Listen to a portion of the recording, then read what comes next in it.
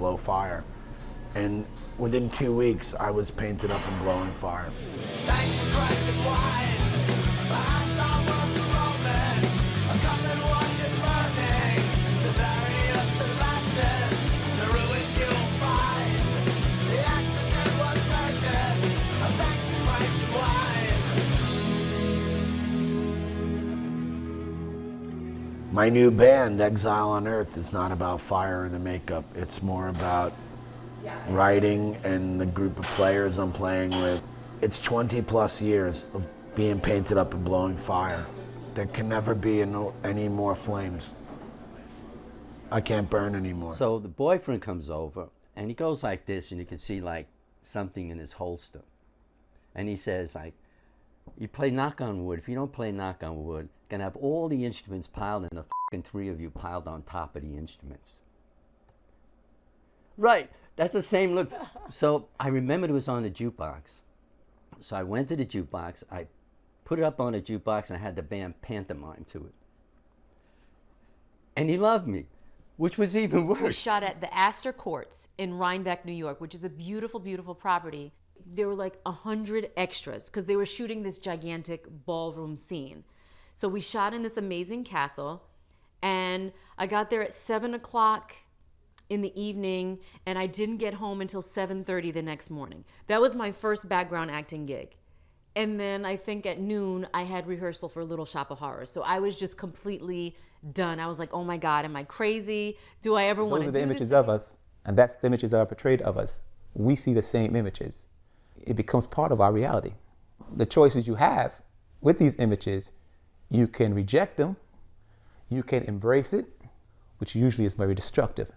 You also have another choice and challenge those images. With the Creatives Writers Workshop, I chose to work with teenagers. A lot of things you've been told as growing up aren't what they really seem to be. I wasn't having a great day, and I had my camera and I was taking pictures, and I just felt so good. I was like, wow, that like totally made my day. It made everything better. And now it's kind of the first time I had an experience like where it was literally the thing that changed me from feeling bad to feeling good.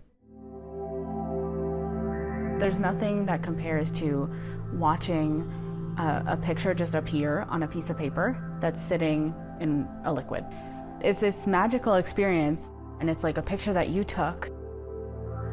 When you're shooting on film, you have to wait to see the pictures. Like, you don't just see them right away. And there's something like really interesting about that from like an artistic perspective.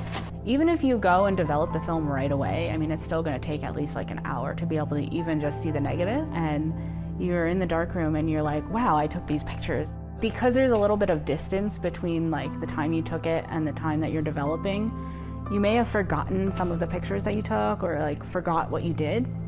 And so it's just like, it's an interesting like experience of being disconnected and then reconnecting to what you did and seeing it in a different way. I wasn't sure how to go about making a career. I found this program where you get to go and live in France and teach English. So I applied on a whim, and what do you know? I got accepted to the program. When I was over there, I was starting to kind of discover my artistic voice, just trying to explore what it meant to have an artistic vision. So I would take pictures of like different architectural details or like people in the street when, you know, there was some interesting lighting thing happening, shapes, colors, cultural things that stood out to me.